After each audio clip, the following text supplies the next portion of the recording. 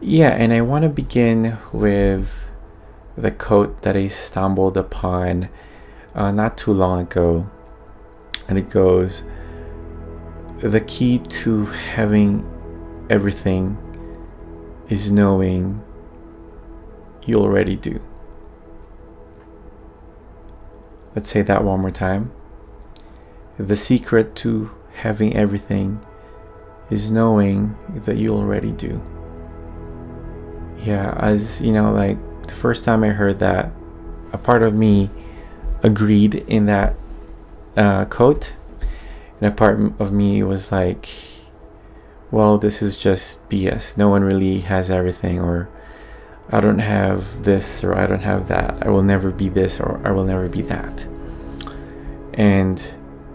But another part of me was like, what does this actually mean when they say the secret to having everything? Like having everything, I feel like,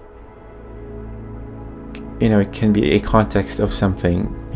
That phrase of having everything. What does it actually mean to like have everything? But there is another side to this quote that I feel like a lot of the spiritual masters or the charismatic preachers would say, and that is, finding your peace and contentment within yourself, or finding it from within, is what they would always say. And by realizing, I think it means going inward and finding it within ourselves. Now I want to go ahead and make an example here. Like, if you're in your room or somewhere, anywhere you are watching this video, if you look around you, like if I look here in this room, like every single thing that exists here now, this, my ring, the mic, whatever, camera, all of this have been created by humans, by us. At one point, this metal would have just been on the ground, buried in soil and in the ground, if not for humans to excavate it and have the vision to design this mic and everything that goes to making a mic, or everything that goes to cutting a tree and making a table out of a tree. Realize that for a moment that literally almost everything that we could think of, besides nature, besides the natural, everything has been created by humans, by individuals, first by looking from within themselves and then making it happen. And I think the same way can we find from within us all that we need, really. Another example that came into my mind was our identity, like how we see ourselves. And say, for example, you have a grandma that lost their memory from dementia, for example. There are moments where they go into that cycle of like forgetting everything, and then cycle of like remembering everything, right? It always goes in cycles. For example, grandma there is having hit her episode, of forgetting about everything, forgetting about who you are, or forgetting about where she lives. Like a few seconds ago, she is your grandma, but when dementia kicks in, when her perception of reality is different than how you're being treated, and how she perceives things also affects the way you perceive her. Because all of a sudden, of course she's still going to be grandma, but yeah, she's not grandma at the moment. She does not remember who she is. And not only is she having an existential experience of something completely new to her, but you as well, you're all of a sudden encountered of like almost a stranger. And that is simply because of the power of our minds, of what we think of ourselves, and what we think of ourselves in context to the things around us. And with that grandma example, not only is her perception of reality changed, but also the people around her changes. The things that she used to own all of a sudden does not belong to her, or it might feel like to her. But the way we connect with other people is very much also a reflection of who we are inside. There are many times where we're not even aware that we are actually deflecting a lot of our baggages into other people, unintentionally deflecting our insecurities to other people, which again tells us a lot more about ourselves. That again, there's a lot more from within us that makes who we are and the way we experience things. Really, like everything, all of reality is really the way you think of yourself in relation to everything around you, physically, and in connection with other people, with other beings here on earth, who in a lot of ways have the same power as you do. But that transfer of power is not always balanced, but that also has something to do with how much power we give other people based on how we see ourselves from the inside and how we interact with ourselves from within. And there is something beautiful about silence, being just with yourself and finding completeness from within you, and not having to rely on external factors to give you that feeling, because that feeling of completion, of contentment, is 100% within your grasp. It's our human right. It is like one of our human talents is to be a complete being simply by being ourselves.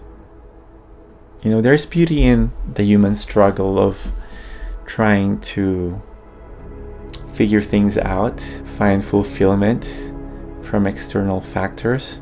At least when I was young, I always think of, like the superstars or the super rich to be, super happy. They're probably the most happy people on earth. They probably don't have any troubles, have no problems, because they have so much money. They own the world. They could do whatever they want. But time and time again, though, we hear stories of this superstar or this super rich person losing their mind, or being in depression, or being suicidal, or having their life fall apart. And as a young kid, I could not imagine, like, what else would they need?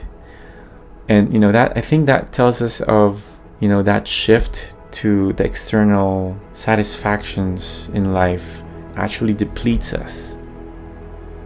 I just recently lost my chihuahua, my baby chihuahua. His name is Sammy, and I lost him like just this December last year. December 12th is when he passed. I kept telling myself, like, if only I knew that he was gonna die. If only I knew, then I would have spent more time with him. I would have done more walks with him outside. I would have taken him hiking or this and that a lot more. I would have done more things with him. And, when I lost him, I realized, I had it all. He was with me, and I was not giving him attention. I was not savoring him. I was not present. And until you don't realize it, until the absence of something. I kept telling myself that I had everything when he was healthy and we were just at home cuddling, watching TV. I could tell myself, I had everything. I literally do. Like, I'm content, I'm healthy, we love each other, I love him, he loves me, and we're just a happy family. And truly, I had everything. And yeah, like, truly, what could you ask more for? If you have a roof over your head, if you're not starving, if you're surrounded by people who love you, and if you can sleep with a clean conscience, then I think you have everything that you truly ever need.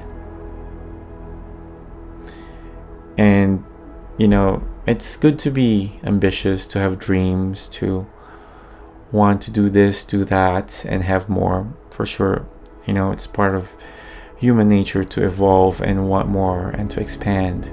But I think we should not be too distracted by it. Maybe we could spend most of the time during the day thinking about these things, but at some point, maybe before we go to bed, we should ground ourselves and really realize what we already have is what we will ever need, really.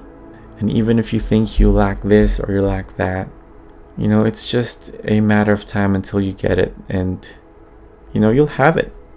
You've wanted a lot of things that you already have in life now, and where does it get you, right? You just want more.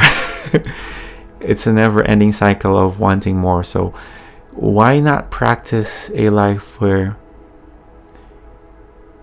every single day you give a moment to yourself of just being grounded and being grateful and realizing that you really have everything that you need at the moment. That because this moment that you have now will never come again. You will not be the same age as you are ever again. This is it. And this is probably one of those last moments where your circumstance now will be the way they are. And really savor everything. Realize that what you have now, your circumstances, your troubles, everything is a gift. Yeah, I think this video is a little bit too long now, so yeah, let's end here. Thank you for watching. Again, this is a series, I guess, that I will be uploading from now on. If you have any particular quotes in mind, maybe some of your favorite quotes, leave them in the comment section. Maybe we can expand with that with some self-talk. And until next time, thank you for tuning in, and this is Melodies of Growth.